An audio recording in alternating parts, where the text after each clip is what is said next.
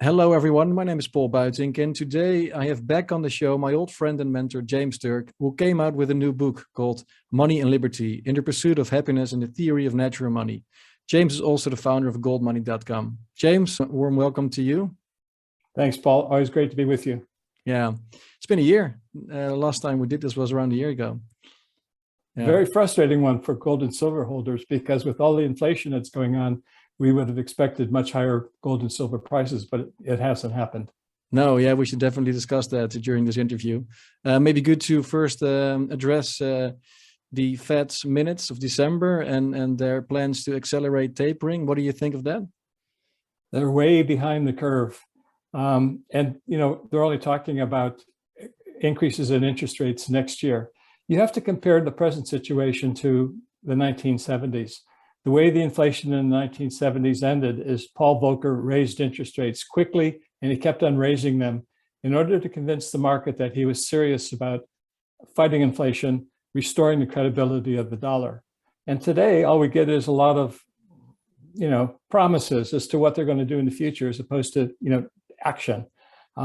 So I think we can expect more inflation, worse inflation in the year ahead. Because the Fed is just so far behind the curve. They should never have been increasing the quantity of currency to the extent that they did, because all of that currency that they've been creating over the past few years has been building up ahead of steam. It's impacting the economy, and goods and services have not increased to the same extent that the quantity of currency has increased. So consequently, you got a lot of currency chasing the same number of goods and services, or a relatively small number of goods and services, and consequently it reflects itself as inflation, higher prices. And what do you make then of the yield going up? I saw the 10-year yield going up quite a bit over the past 24 hours. What do you think of that?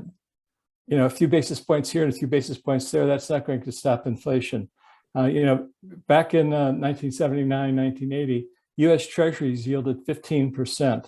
The prime bank rate was 20%. It was those kinds of interest rates that were necessary to stop the inflation. What you need to look at is real interest rates. In other words, what the interest rate is, deduct the inflation rate, and then the difference is the real interest rate. In order to stop the inflation back in the 70s and early 80s, Volcker raised interest rates so that the real interest rate was over 6%, which is astronomical. Because normally the real interest rate for 1 year on a AAA credit is about 1%. But it took him that high of a real interest rate in order to reestablish credibility in the Federal Reserve and for the dollar itself. So today, real interest rates are negative. They're debasing the currency, they're debasing purchasing power. And as a consequence, you're going to see more inflation.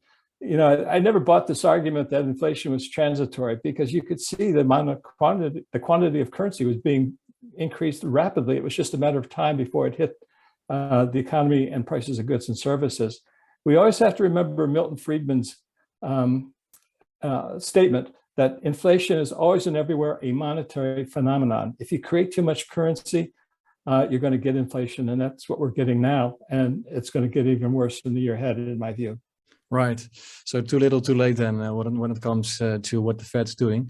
Let's talk about your book. I thoroughly enjoyed it. It was quite a long read, more than 500 pages, full of history, philosophy, interesting quotes, and of course, your theory of natural money, a real masterpiece. Could you explain to our viewers, what is the natural theory of money? Okay. Well, it's a statement as to what money was until we got to the 20th century and banks took over. Basically, to get down to the nitty-gritty of it, we have to first look at a couple of definitions. We have to distinguish between money on the one hand and currency on the other hand, because they really are two different things, even though in the 20th century we started combining them together and using them as if they were the same. But currency as a word only came into existence in the 1650s, 1670s in London, as the banking industry started forming. And they needed a new word so that when people deposited their gold and silver coin, their money, into a bank, they got something in return, either paper banknotes or a statement of account for the, evidencing their deposit. And what they got in return was fundamentally different than what they put in the bank. So what they got in return, the banknotes and the bank statements, began being called currency, which is from a Latin curare, to say it circulates through commerce. So the difference is that money is a tangible asset. It always has been, always will be. Currency is just something that's circulating in commerce as a money substitute. And this goes back to something that you actually brought to my attention about 10 years ago. It was, you did some research on the quote by JP Morgan. A lot of people were saying that gold is money and nothing else, and saying that that's what he said to Congress in 1912 when he was testifying before Congress to explain the monetary system that was prevailing. What he said actually, and this is what you discovered, was that he said money is gold, and nothing else. So I will be forever thankful for you for doing that little bit of research for me and finding that quote as to what JP Morgan really did say when he testified before Congress in 1912. Yeah, that was interesting. And for the viewers, of course, who don't know, we used to work together for Gold Money. So that was around 10 years ago. So right now, everyone is using money and currency like it's the same thing. So you explained the origins of the word currency. So now, for example, with cryptocurrency, but in your view, cryptocurrency is not money then? Yeah, that's why I call it cryptocurrency. They don't call it crypto money because it's not a tangible asset. But, as you know, Paul, I've been an advocate of cryptocurrency from the very beginning. Well, actually, that's not quite true because I was skeptical at first until it got to $100 an ounce, $100 a coin. And then I realized that, no, this is something that has real value and usefulness. And therefore, I think it's going to do better and become an important currency in the future. And in fact, over the last 10 years, it has become an important currency. And I think it will remain an important currency for the foreseeable future. I describe cryptocurrencies as an escape currency. It enables you to transact in the way we should be able to transact, which is outside of government purview, outside of government approval. Governments have turned currency into a political weapon internationally and a means of coercion domestically. That's what financial repression is all about. And this is so different than the way it should work and the way it did work up until the 20th century. I think that's the motivation that I needed to get this out and explain it in Money and Liberty as to what that link is between having a free life, living free, and pursuing happiness, whatever that form of happiness is, and living ethically to achieve that pursuit of happiness in today's world, which is becoming more and more Orwellian and less free. It's much less free than when I was growing up in the 1950s. And going back then to the concept of natural money, why, in your view, is gold the only form of natural money, or could there be other forms of natural money too? Well, technically, anything that's tangible could serve as money. It's because money comes into existence the same way all goods and services come into existence. It comes in through work. And to explain this point, we have to distinguish between what money really does and what's behind it. And to analyze that, you have to think in terms of purchasing power, and specifically two different types of purchasing power. On the one hand, you have earned purchasing power. On the other, you have phantom purchasing power. Now, with earned purchasing power, you go out and you work and you generate purchasing power from your labor, maybe the application of capital if you're an owner of a business or whatever, over time. And you earn that purchasing power so that you can then have money to go out and interact in commerce with other individuals in order to purchase the goods and services that you need and the goods and services that you want within your financial means. Now, that's earned purchasing power, and that's the way it works with natural money. Gold itself is created through earned purchasing power. Mining companies and their employees go out and work, they create gold, and they put that gold into commerce as a form of money. Phantom purchasing power is something completely different. It's created by the banks. The banks create it through accounting. But here's where the deception and the fraud occurs. When currency is circulating, there's no distinction between earned purchasing power and phantom purchasing power. That's fraudulent, because there's a financial gain that banks earn by issuing that that phantom purchasing power, or governments gain by issuing that phantom purchasing power. So let's use an example to explain this a little bit better. Let's say a farmer or a teacher or a nurse goes out and works for a year and earns 50,000 euros over the course of a year in terms of salary, wages, or whatever it happens to be. That's their revenue, that's their income over the course of a year.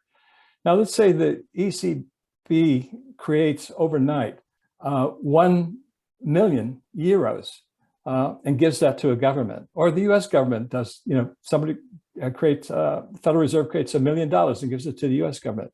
You have 50,000 euros versus the 1 million created by the magic of bank accounting, or $50,000 versus the 1 million of currency created by Federal Reserve phantom accounting, where they just conjure up these units of account called currency over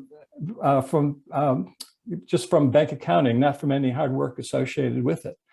And so you've now got 1,050,000 units of currency circulating in commerce for the same goods and services. That's inherently unfair. It's unfair to the people who go out and earn purchasing power, as opposed to these banks and governments that just create purchasing power out of thin air. Essentially, what happens is they're stealing your time.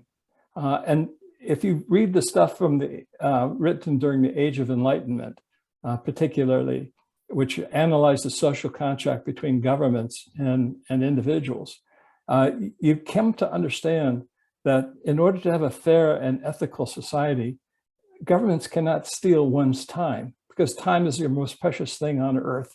But when you go out and work and then have that purchasing power eroded because of phantom purchasing power created by central banks or commercial banks, time is being stolen from you who went out as a worker and earned your purchasing power.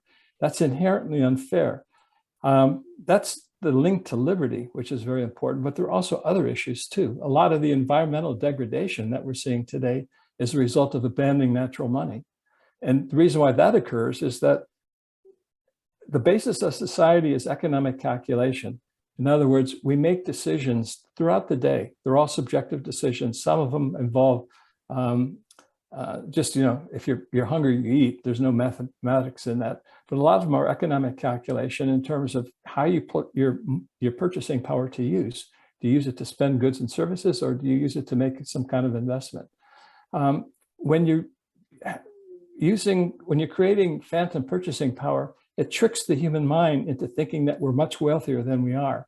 And as a consequence, we consume faster than the natural regenerative powers of nature. So what humanity has to come to understand is that natural money, put it this way, nature creates everything that humanity needs, including money, and gold is natural money. And just for me to understand, because there seems to be a sort of a contradiction that on the one hand you say in the book that people should choose their own monies freely in a competitive process. At the same time, we have this issue with fiat money creating phantom purchasing power and stealing wealth, basically through the Cantillon effect. But what if people decide freely to subject themselves within a certain country to a fiat currency by majority vote, for example? Let's say a land can be seen as a association or a corporation of homeowners or landowners, and they voluntarily through majority vote decide, okay, we're just going to have this fiat currency backed by nothing, printed through a certain schedule.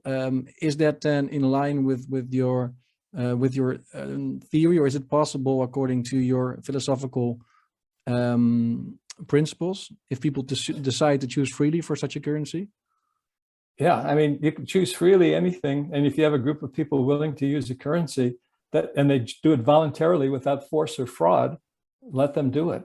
The problem with that type of currency is that typically it always ends up getting destroyed because there's too much of it being created, which is the beauty of gold. The gold, to explain this point, an ounce of gold today buys the same amount of crude oil it did 70 years ago, basically the same amount. So gold's purchasing power has been maintained over that period of time.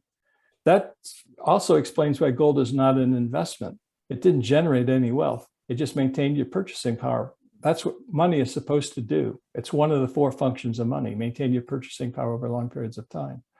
So I agree that hard money would be the better outcome for society. But what if people fail to see that point and decide, perhaps foolishly, or for sure foolishly, to implement other systems? It's not foolish if you do it voluntarily. And there are literally thousands of local currencies being used around the world in little villages or little towns where you have your own script in order to show that you put in so many hours of labor, right, doing such and such for your neighbor, therefore your labor owes such and such labor to me. But the problem with that is that you don't have the consistency of the measuring unit. An ounce of gold is always the same. An ounce of gold today is the same as an ounce of gold in Roman times. It's the only thing that on Earth or in the known universe that's eternal. It doesn't suffer from entropy. It doesn't degrade. It doesn't rot, doesn't rust, or anything else. So you need to have a standard by which to measure when you're making economic calculation to buy goods and services or to make an investment. And that measure, to be effective in economic calculation, has to be consistent over time. And only gold can do that. That's why gold emerged as money, as the preferred form of money in prehistory from the market, not from government, but from the market itself. They chose gold, and gold continues to perform a function. It's governments in the 20th century that have moved away from gold, and that's what's caused all of the problems that we have. And that goes back to the formation of the Bank of England in 1694.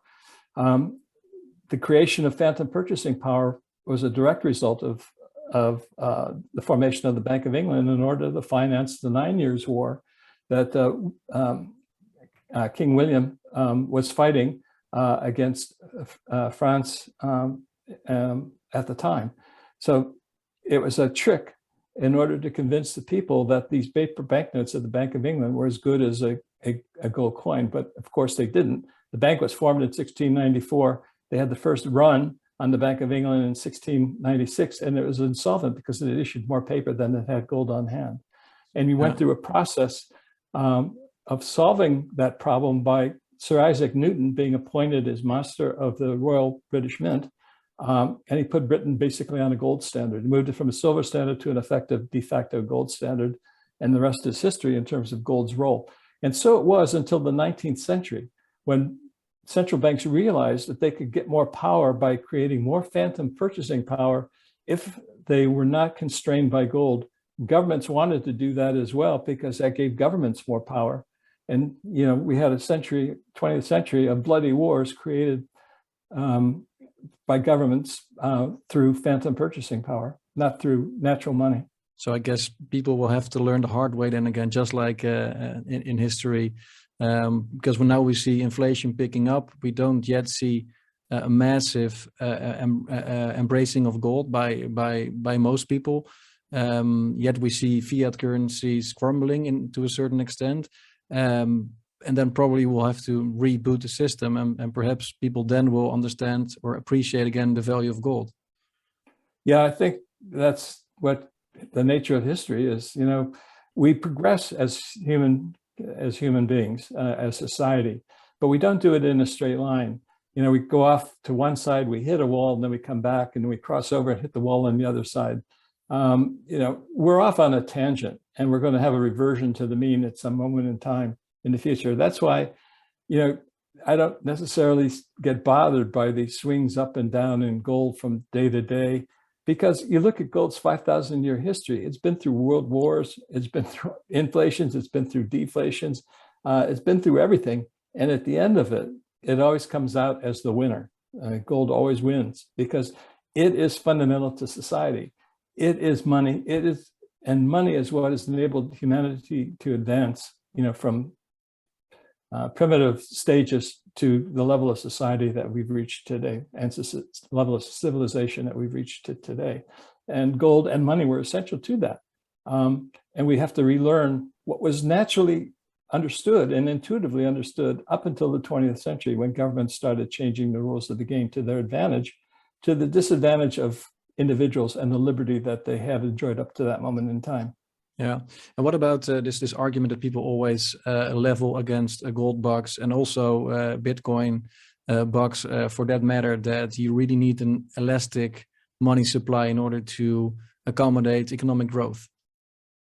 Yeah, well, that's really just a false argument, because once you have a monetary system based on solely on gold, which is what it used to be until the formation of the Bank of England, prices adjust up or down.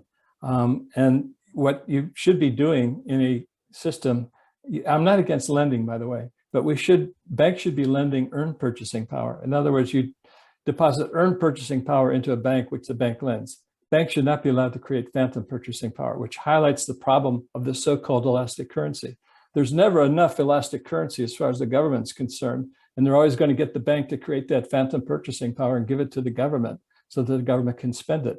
The reality of this, Paul, is that governments need bullets to stay in power, but they can't create bullets out of thin air. So what they do is they turn to the banking system to create currency out of thin air, which the banking system lends to the government, which the government then uses to buy bullets in our personal decisions. And that's where the issue of liberty becomes involved. What about a situation then where a country can be invaded and a country needs to arm itself rapidly, like we've seen in the past also with the United States? If you have an inflexible or a fixed money supply, are you then able to go to war or to defend yourself as a country?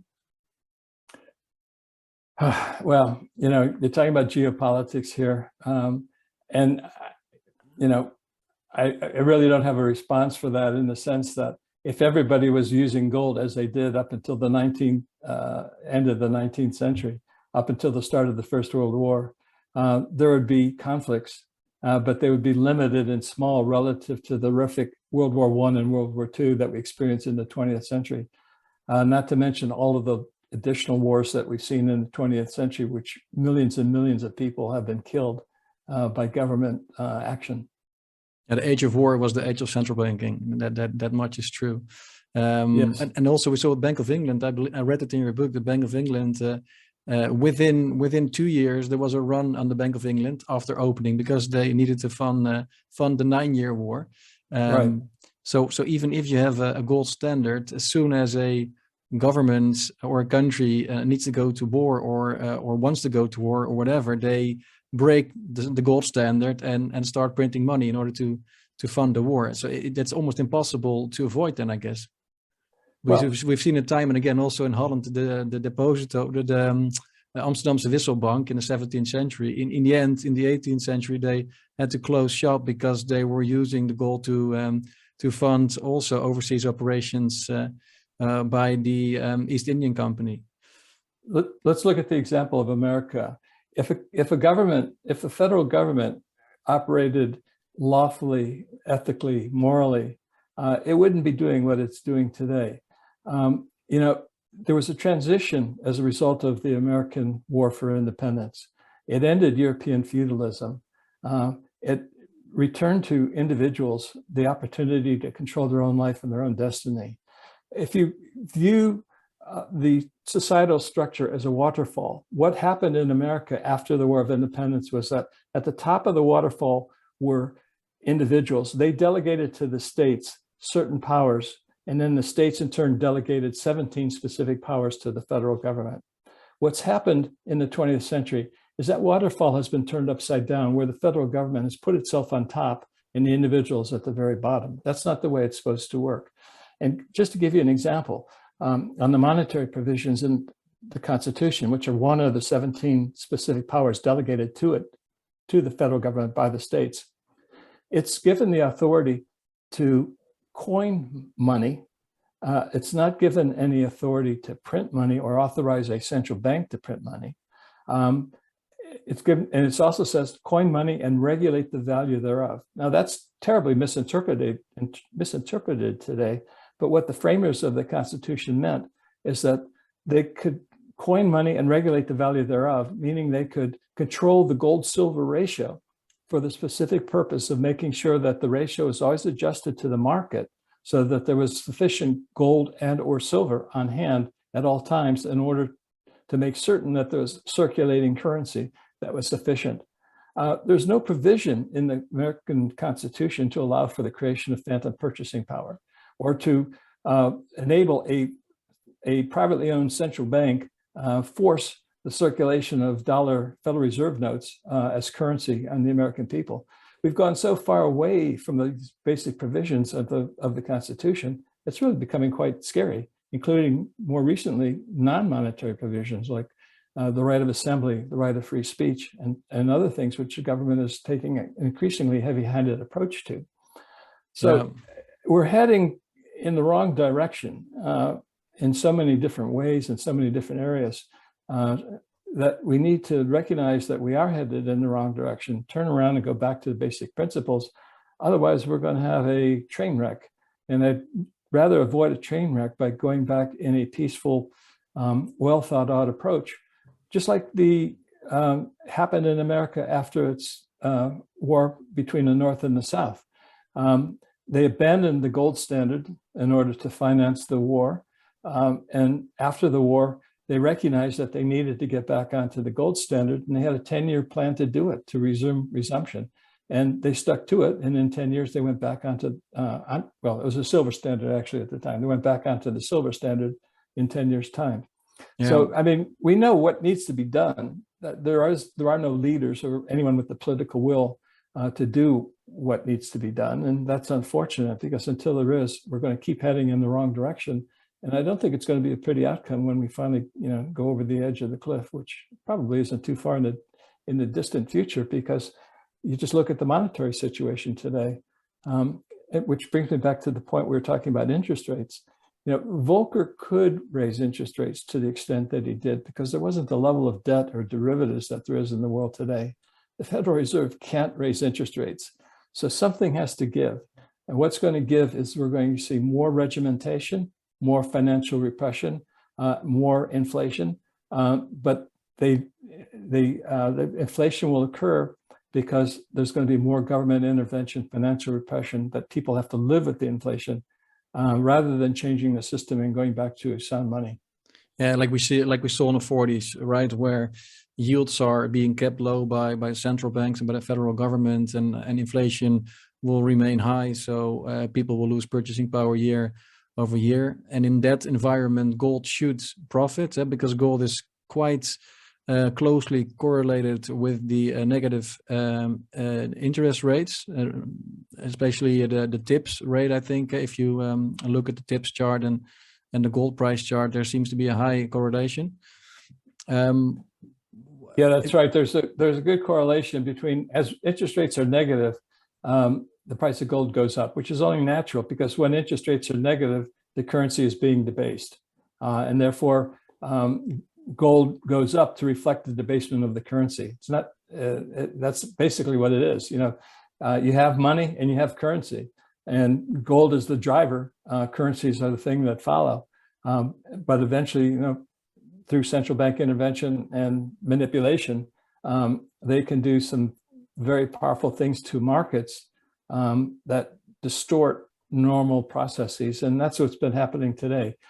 I like the quote from Chris Powell of GATA, going back years and years ago. He said, "There are no markets anymore, only interventions." You can't really rely on what the market is telling you. You have to look intuitively and historically as to what worked. And gold has always worked historically. So I'm assuming it's going to continue to work in the future. Yeah. It's been around for 5,000 years. It's not likely to change in the near future. So the yield curve, if you look at the yield curve, it's quite low and flat. You don't attach too much value to that, because if you look at the yield curve, you could argue that bond markets don't really expect inflation to be long-lasting. They expect it to be temporary. Do you then discard that, or do you still attach some value to the yield curve? No, I don't. I don't attach any value to it. Back in the 1970s, it worked. The yield curve was followed closely by what was called the bond vigilantes. As inflation got worse, the bond vigilantes, kept selling bonds so that interest rates would go up. Today, you've got central banks buying bonds all over the world. The yield curve is not giving you an accurate message as to what's happening. because of government intervention. Governments will destroy markets long before they ever understand how they work or operate. But you can't rely on pretty much anything these days as to discovering where true value lies. You have to use intuition and analysis that goes beyond the propaganda that we hear from the government and their vested interests, explaining, in their view, what's happening today. We have to take an independent view and really look and see where the true value lies. And I keep coming back to gold as one alternative. But more generally, I think we can distinguish between financial assets and tangible assets. And this is one thing I do in the book. Where you want to be placing your wealth these days is in tangible assets, not financial assets, because financial assets are the ones that are going to suffer as a consequence of currency problems. So tangible assets like houses, farmland, gold, silver, owning your own factory if you're a manufacturer, and avoid financial assets like anything related to a financial asset denominated in a currency, insurance policies, bank deposits, and things of that nature. Shares of companies fall sort of in the middle. They can be a near tangible asset. If you own the shares of a gold mining company and it has relatively little currency and a lot of gold prospects and opportunity to generate and mine gold, that's a near tangible asset. The example I like to use is in 1920. If you own the shares of Mercedes-Benz, after the German hyperinflation, you still own the shares of Mercedes-Benz. But if you had currency on deposit, Reichsmark currency on deposit in a bank, you were wiped out. So I think that explains why the stock market has been rising, because if you look around the world where inflation occurs or where currency debasement occurs, stocks do well. And that's why the US stock market and stocks generally around the world are doing pretty well in terms of prices, because they're a haven to get away from currency. And what do you think then of cryptocurrency? Do you regard that as financial assets or near financial assets perhaps, or something completely different? It's an interesting question. I consider it something completely different because of the unique background of it and the way it's made up. But I consider cryptocurrencies as an escape currency. You can get money out of the country where you live, and that's valuable to people in order to have assets diversified around the world, just in case something goes wrong in the country where you live. When I worked in Southeast Asia with a major New York bank back in the early 1970s, we had a program we called the Last Plane Account. And what it was we would go to, in this case, Thailand, which is where I lived and worked. We'd go to Thai businessmen, and remember the Vietnam War was going on. Everybody was concerned about the Red Chinese coming across the border. And we'd say to them, what happens if the Red Chinese come across the border and take over your country? What are you going to do? You're going to want to get on the plane and have something outside of your country in order to go to, in case you need to maintain the same standard of living, because things fundamentally change in the country of your birth and where you want to live. And as a consequence, when normality returned, you could come back and reopen your factory and live like you used to once, before the turmoil occurred.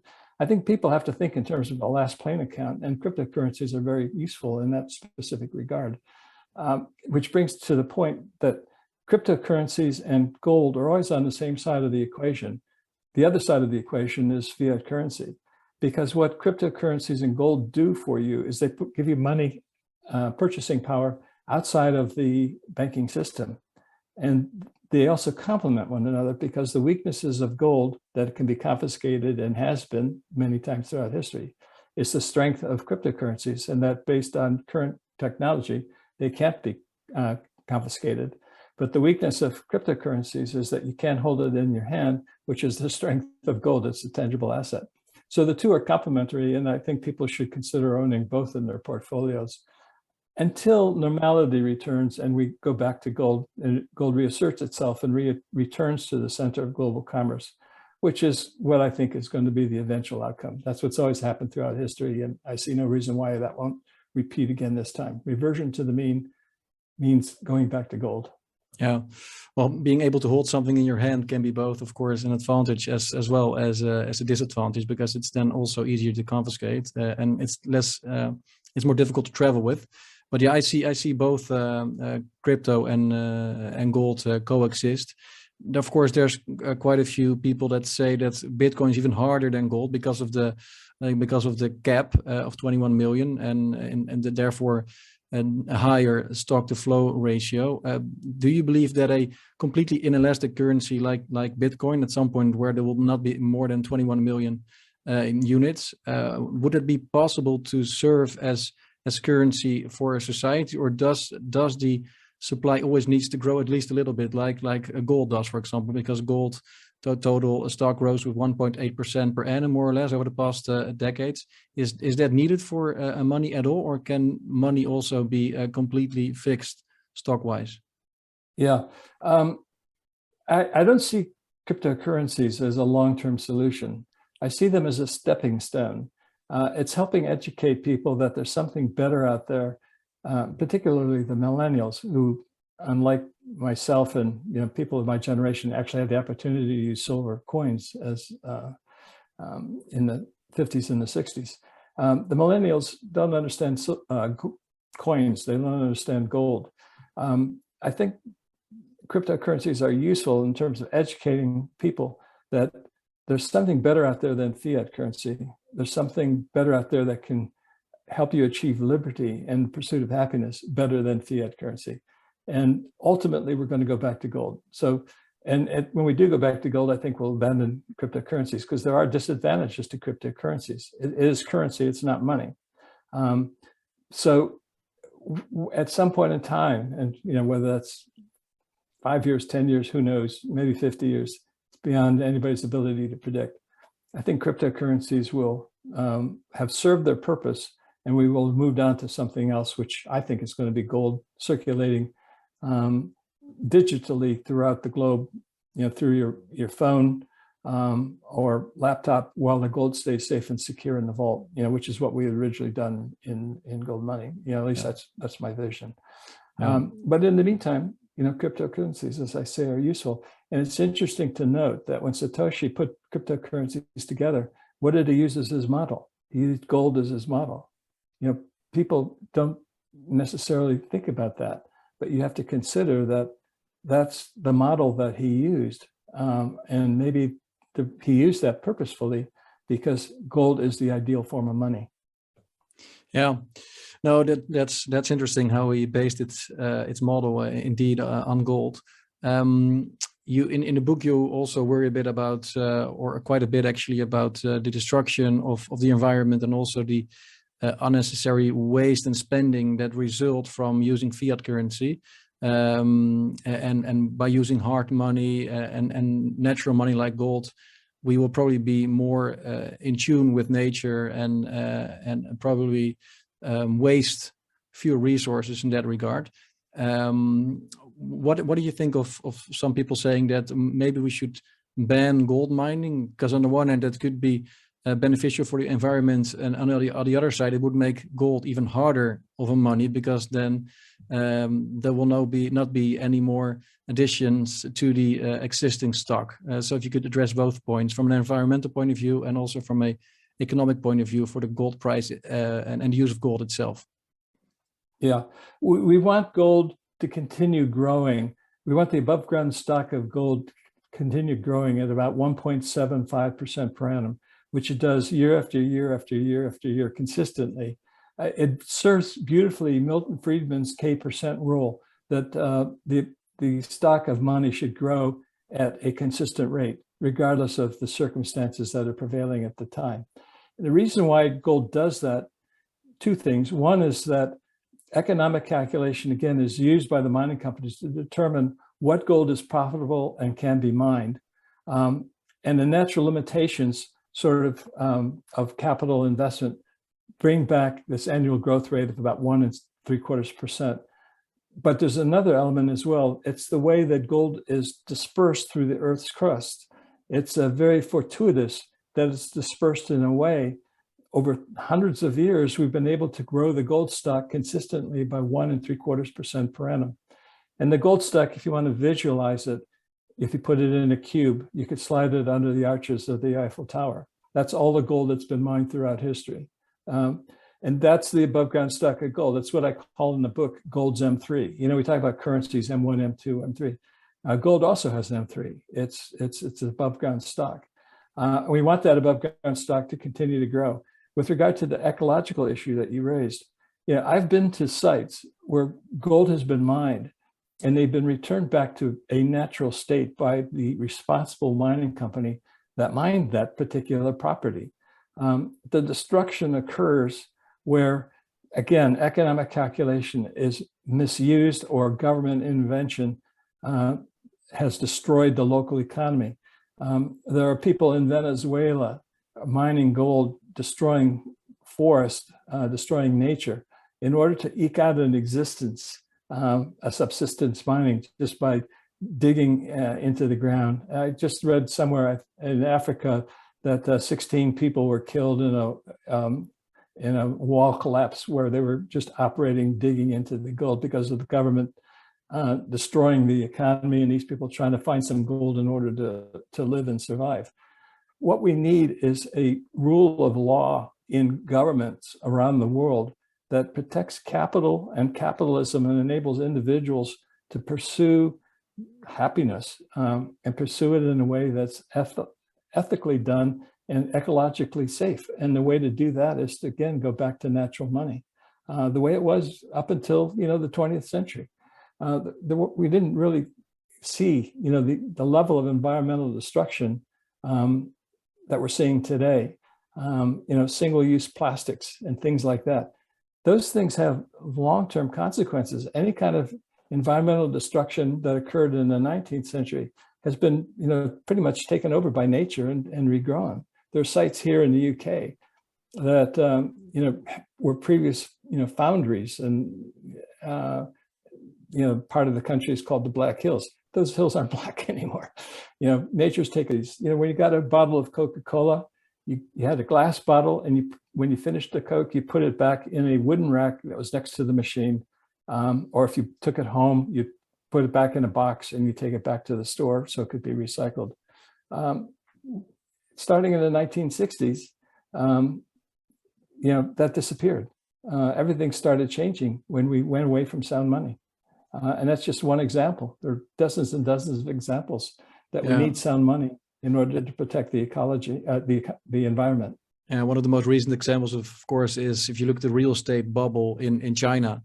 Lots of empty buildings, empty cities, all based on cheap credit, low interest rates. And the same we saw, of course, in Spain, with all airports being built that were eventually not used at all, purely based on fiat money and way too low interest rates. So if you remove the market from money and interest rates, then you'll end up with all these malinvestments that are far more detrimental to the environment than I would say a gold-based money would be. Yeah, and think about something like the depletion of the fishing stocks. You know, if these trawlers weren't built with phantom purchasing power, there would be a lot less trawlers depleting fishing stocks around the world. I mean, what we're doing is really very, very stupid, and therefore we really need to consider what's happening to the environment. You know, all of the waste and misuse of resources beyond the Earth's natural regenerative powers in order to, you know, go forward from here. We have to be mindful of future generations. And that's one thing that you are not doing when you use fiat currency and you borrow. This is another thing that goes back to the Age of Enlightenment and the framers of the American Constitution. They're very much concerned about debt and taking from the future the resources by borrowing from the future, basically deemed as immoral. Thomas Jefferson in particular said that no debt should last for more than 20 years. And if it's not repaid by the end of the 20 years, it's defaulted on because one generation does not have the moral right to bind future generations. Yeah, to talk a bit about the future and future generations, I see a lot of central banks, especially in developing nations, buying or adding to their gold reserves over the past few years. And I expect that to continue, which is also one of the reasons why I think gold right now is an interesting buy. In the book, on the other hand, you say you're not that big of a fan of central banks accumulating gold. A lot of gold bugs, I would say, would be surprised by reading that. Could you elaborate on why you think it's not a good plan that central banks are buying gold? Yeah, people say that gold is the barbarous relic, misquoting Keynes, who said the gold standard was the barbarous relic. The barbarous relic is really central banking. They're the ones that facilitate the creation of phantom purchasing power. So why should they create phantom purchasing power and buy gold with it? To me, it does not make sense. We want gold in the hands of people because it gets down to, goes to something else I have in the book. It's a speech by Howard Buffett, who is Warren Buffett's father. Howard Buffett was a successful Omaha businessman and actually served in the American Congress for 4 terms, 8 years. And in 1948, he gave a speech, which for me was very enlightening and has been something that's focused my thinking ever since I first read it back in the mid-1970s. He said that in order to have liberty, the polity, the people of a nation, they need to have control of the government. And there are 2 things necessary to control a government. One, of course, is the right to vote. But the other thing is to have natural money, gold, because governments cannot create gold out of thin air. They cannot create phantom purchasing power out of thin air when you have a gold system. And we've abandoned gold, and as a consequence, we've become less free. In order for liberty to flourish again, we have to go back to gold. We have to go back to natural money so that we have the proper social structure that individuals control government rather than government controlling individuals. But if you would, if central banks would do away with their gold, that would, I think, send a signal to the market or to the people that gold has lost its monetary value. So that could also backfire. What if the central banks would just revalue gold, like Jim Rickards, who unfortunately blocked me for asking 2 critical questions? What if central banks would revalue the gold? Because you could argue, okay, central banks are in the hands of the people, at least in some countries. So the central bank would then revalue the currency and would keep the gold on behalf of their citizens. Because if we send it to the citizens themselves, they would also end up storing it probably in warehouses. So couldn't a proper central bank be a custodian then of the gold of its citizens in a sort of an ideal situation? Well, you use the term proper central bank, but central banks have demonstrated that they're not trustworthy. So why should we believe that they're going to be trustworthy in the future if they try to go back to some kind of a gold standard? Well, if what we need to do is get rid of central banks. If a new Paul Volcker comes and he pledges and swears and eventually implements a hard currency standard based on gold? Well, again, it comes down to a matter of trust. Do you trust them to be able to stick to the rules or not? I mean, the 20th century, I think, has clearly demonstrated that we can't trust them. And what happens is that, when if you have something in your memory that you've lived through, it means much more to you than just reading about it or completely ignoring it. And I like to use the example of the Bundesbank, which I have an extremely high regard for, up until the 1990s. If you actually look at the record of the Bundesbank, they were a trustworthy bank. They did what they needed to do. They maintained the value of the D-mark. It was a hard currency throughout the 50s, 60s, 70s, and even the 80s and into the 90s. And the reason why that was the case is that the guys that ran the Bundesbank after the Second World War, remember what the destruction was in the country after the currency collapse. And they knew that they did not want to have their children or their grandchildren experience the same thing that they went through. So they adhered to the basic principles of that were established by the Allies, which was that the central bank did not have to finance German government deficits, which is exact opposite of what the Allies were doing themselves. The government deficits were being financed by their various central banks. So it's a little bit ironic in that sense. But the reason why the Allies did that to the Bundesbank is they recognized that wars were fought by the creation of phantom purchasing power created through the central bank, and having just fought 2 world wars, they didn't want to fight a third one. So they made sure that the Bundesbank was independent and could not actually finance any government deficits. And so it was.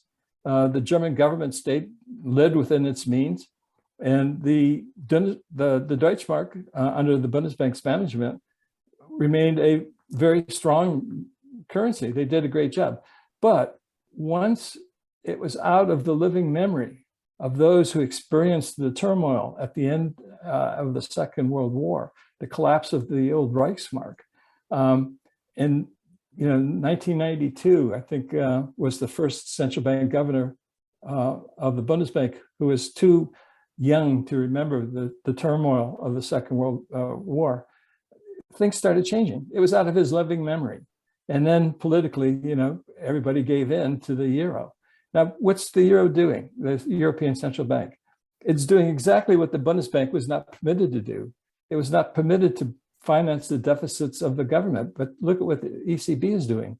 They're buying billions and billions of euros of government bonds every year, so that every month, so that even Greek bonds with a low credit rating have a negative interest rate, which is totally, totally crazy. It just goes to show how governments have destroyed markets through their interventions and manipulations, that there's very little reliable today in terms of true market prices. We have to go beyond what the market is telling us and look at logically how the world's supposed to work, and then make those decisions as to what you need to do in order to sleep well at night. And I keep coming back to tangible assets versus financial assets. And wealth should be, at this moment in time, heavily concentrated in tangible assets as opposed to financial assets, and diversified in as much as humanly possible relative to the size of your resources. Yeah, right. So get the gold out of the hands of central bankers. That point is also taken. And then maybe close down central banks. Close them down. Yeah. Get rid of them. Like Ron Paul used to say, end the Fed. Exactly.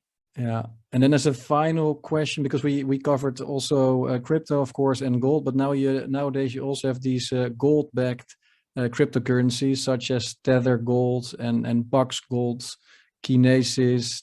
There are plenty of them. You, of course, invented the digital gold currency back in the 90s or in the 70s. You were already thinking about it, and then started gold money that allows people to hold gold in a vault and also pay with it. But now you have these new spin-offs that seem to combine blockchain technology and the utility of gold. What do you make of them? I welcome all this new innovation. That's the way capitalism works. People come up with new ideas, and over time, people come up with even better ideas. They have to be able to experiment, take the risk, either succeed or fail. We've changed the whole culture.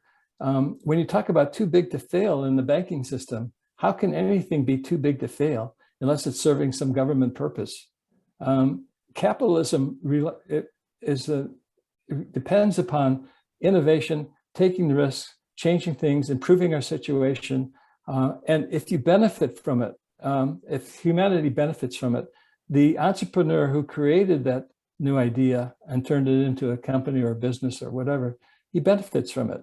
So, people like the tech guys who have earned fortunes, they're coming out with ideas, and they're generating wealth from those ideas. Society is benefiting from it. This is how Rockefeller made his money.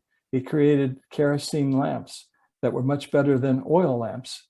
And he made a lot of money as a consequence from that.